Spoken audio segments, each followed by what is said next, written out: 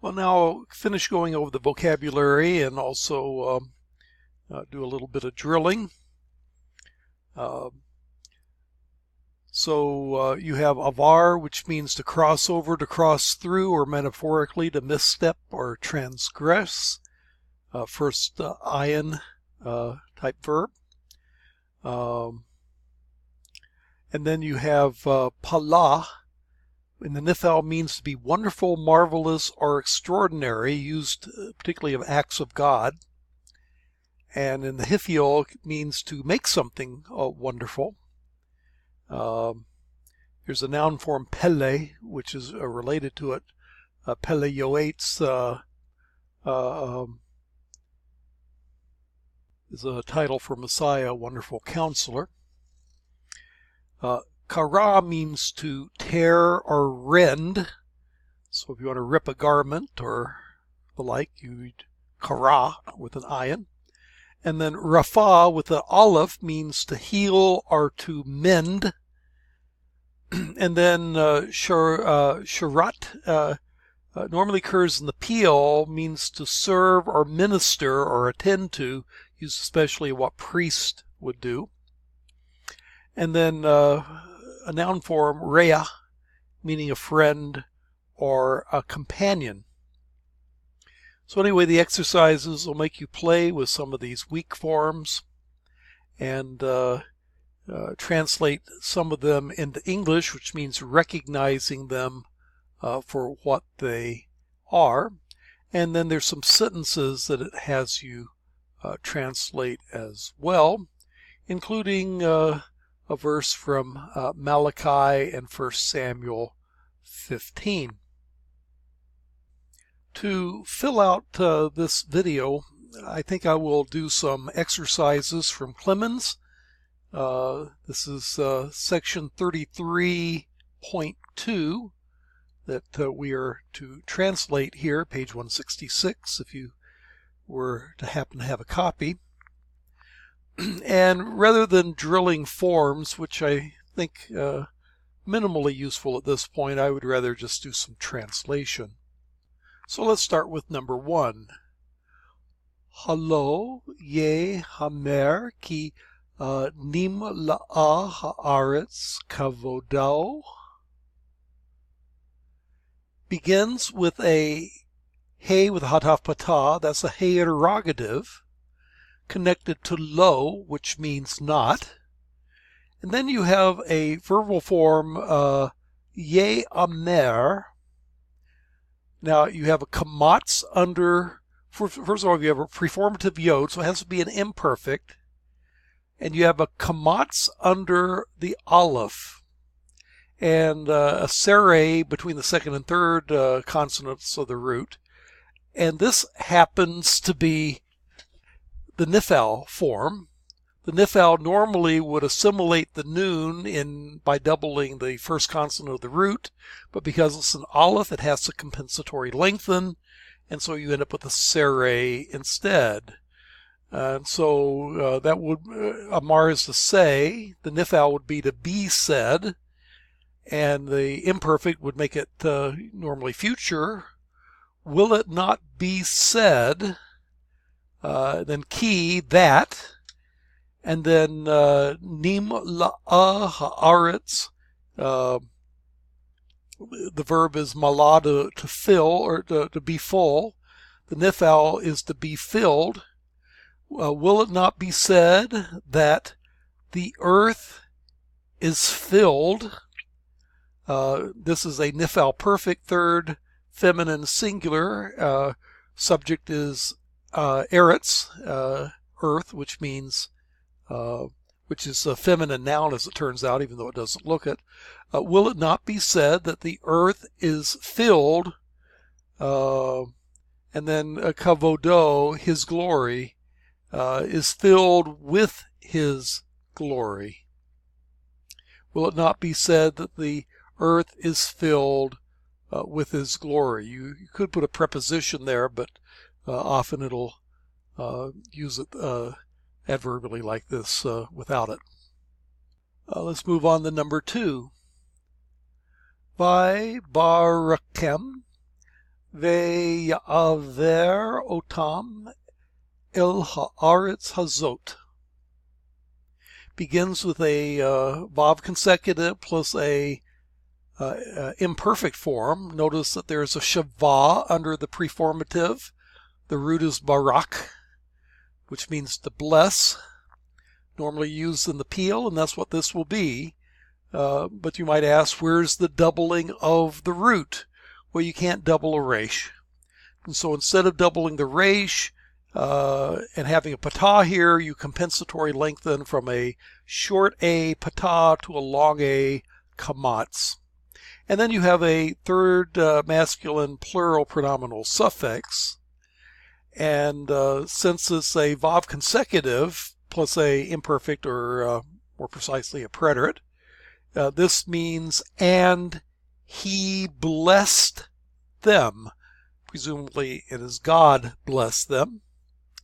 And then you have another vav consecutive, vayaver. And here you have the root avar to cross over. And you have a patah here. And that patah indicates that this is probably a hiphil form. If it were a cow form, you'd also have a patah and a hataf patah, perhaps. However, you'd have a different vowel. You wouldn't have a E-I class vowel. You would have probably an O vowel. But in any case, this is a hiphil form. Avar means to pass through or pass over, and the hiphil makes it causative. And so he, probably referring to God, blessed them, and he caused otam, direct object marker, plus he caused them to pass over, and then el, to, or unto, haaretz hazeh, this land. And he blessed them, and he caused them to pass through to this land. Number 3, vayahi v'ha'aminenu bo ve'yafle et koho goes aim. So it begins with a vav consecutive plus the verb haya in the preterite, and it came to pass. That's the common way that you tend to translate that. You could omit that, but I'll go ahead and translate it. And it came to pass, and then you have preposition ba plus a hiphil infinitive construct of amen. And the hiphil of amen means to believe in the new vocabulary. And then it has a anu, a first common plural suffix attached to the infinitive construct. So literally, and it came to pass, the ba in this context can mean when we believed. And the word believe takes ba instead of et as the object. When we believed him, or believed in him, bo, that's how you might do the preposition va, that yafle, he made wonderful, direct object marker, et koho, his strength or his power, and ye gara aim. The aim is a object suffix, third masculine plural. Garash means to in the peel means to drive away, and he drove them away. So putting it all together, and it came to pass when we believed in him that he made wonderful his power, and he drove them away. Or we could simplify that by not being quite so literal. When we believed in him, he displayed wonderfully his strength and drove them away. Number 4, Ba'avu et hara mitokhem ve'sheratem et Adonai. The first form looks like it is a PL imperative from Ba'ar, which in the Cal means to burn, and in the PL means to burn up or consume. So burn up, or the sense being destroy, burn up et, direct object marker, the evil. Burn up the evil, mitok ka, tok is midst of, kem is you all.